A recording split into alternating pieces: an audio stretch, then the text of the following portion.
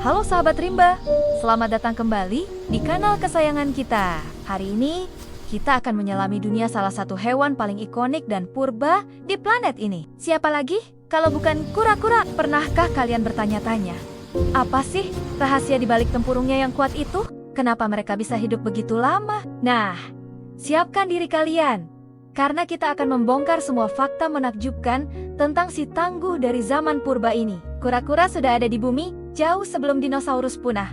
Loh, fosil tertua mereka diperkirakan berusia lebih dari 220 juta tahun. Bayangkan, mereka sudah menyaksikan berbagai perubahan besar di planet kita. Mereka adalah saksi hidup sejarah bumi.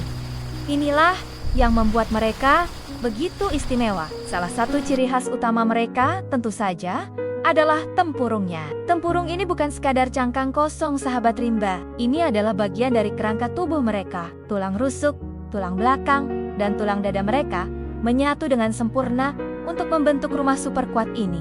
Jadi, anggapan bahwa kura-kura bisa keluar dari tempurungnya sama seperti kita melepas baju itu keliru besar. Tempurung adalah bagian tak terpisahkan dari tubuh mereka. Tempurung ini terdiri dari dua bagian utama. Bagian atas yang cembung disebut karapas, dan bagian bawah yang datar disebut plastron. Keduanya dihubungkan di sisi tubuh oleh struktur tulang yang disebut jembatan. Lapisan luar tempurung dilapisi oleh lempengan-lempengan keratin, bahan yang sama dengan kuku dan rambut kita, yang disebut skut. Pola dan jumlah skut ini bisa berbeda-beda antar spesies dan sering digunakan untuk identifikasi. Fungsi utamanya jelas sebagai perisai dari predator. Saat merasa terancam, banyak jenis kura-kura darat yang bisa menarik kepala, ekor, dan kakinya sepenuhnya ke dalam tempurung. Benar-benar benteng berjalan yang sempurna, tapi tidak semua kura-kura bisa melakukannya. Beberapa jenis, seperti penyu, tidak bisa menarik anggota tubuhnya ke dalam cangkang karena adaptasi untuk berenang cepat di lautan.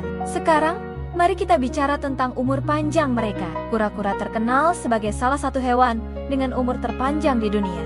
Kura-kura Aldabra raksasa bernama Advaita, misalnya, diperkirakan hidup hingga usia 255 tahun.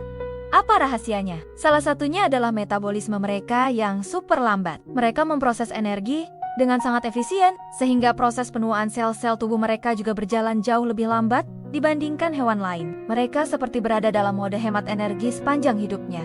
Gaya hidup mereka yang santai dan pola makan yang sebagian besar herbivora juga berkontribusi pada umur panjang mereka. Mereka benar-benar mengajarkan kita arti kesabaran dan menikmati hidup tanpa terburu-buru. Sahabat rimba, ada lebih dari 350 spesies kura-kura yang tersebar di seluruh dunia, dan mereka hidup di berbagai habitat.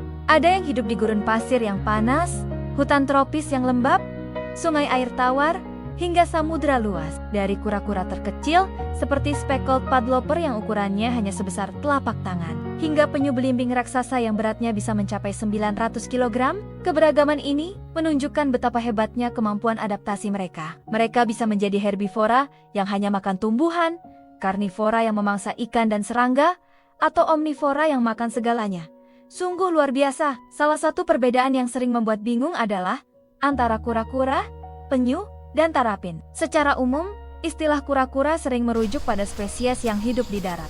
Mereka punya kaki yang kokoh dan gemuk untuk menopang tubuhnya yang berat. Penyu adalah sebutan untuk kura-kura yang hidup di laut. Kaki mereka telah berevolusi menjadi sirip atau flipper untuk berenang dengan lincah. Dan terapin adalah istilah untuk kura-kura yang hidup di air tawar atau air payau. Mereka biasanya punya kaki berselaput untuk membantu berenang. Jadi, meskipun semuanya termasuk dalam kelompok reptil bercangkang yang sama, gaya hidup mereka menentukan bentuk tubuh dan sebutannya. Namun, di balik semua ketangguhan dan keunikan ini, ada kabar yang menyedihkan. Sebagian besar spesies kura-kura dan penyu di seluruh dunia kini menghadapi ancaman kepunahan. Perusakan habitat, polusi plastik di lautan yang sering mereka kira sebagai makanan, perburuan liar untuk diambil daging, telur, dan tempurungnya, serta perubahan iklim menjadi musuh utama mereka. Penyu seringkali terjerat jaring nelayan, dan pembangunan di pesisir pantai mengganggu tempat mereka bertelur. Mereka telah bertahan selama jutaan tahun, melewati berbagai zaman es dan hantaman asteroid, tapi kini mereka kesulitan bertahan dari aktivitas manusia. Lalu, apa yang bisa kita lakukan sebagai sahabat rimba?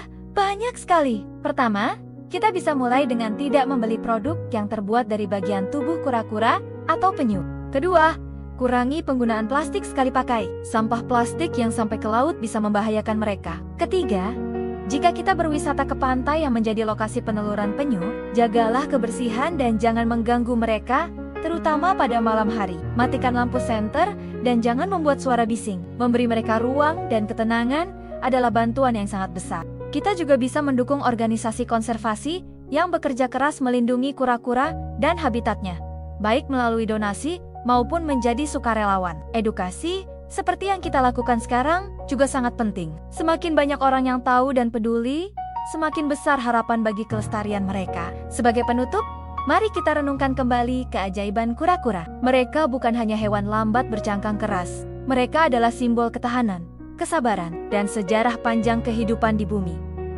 Setiap individu kura-kura adalah harta karun evolusi yang tak ternilai. Melindungi mereka berarti kita juga melindungi warisan alam untuk generasi yang akan datang. Mereka telah membuktikan diri sebagai penyintas ulung selama jutaan tahun. Sekarang, giliran kita untuk memastikan mereka tetap ada di planet ini untuk jutaan tahun ke depan. Terima kasih sudah menonton video ini sampai habis, sahabat rimba. Semoga informasi ini bermanfaat dan menambah kecintaan kita pada satwa liar, khususnya si tangguh kura-kura. Jangan lupa untuk like, komen, dan share video ini agar semakin banyak yang sadar akan pentingnya melindungi mereka. Dan tentu saja, subscribe kanal Sahabat Rimba agar tidak ketinggalan petualangan kita selanjutnya. Sampai jumpa di video berikutnya. Tetap jaga alam, tetap jadi sahabat rimba.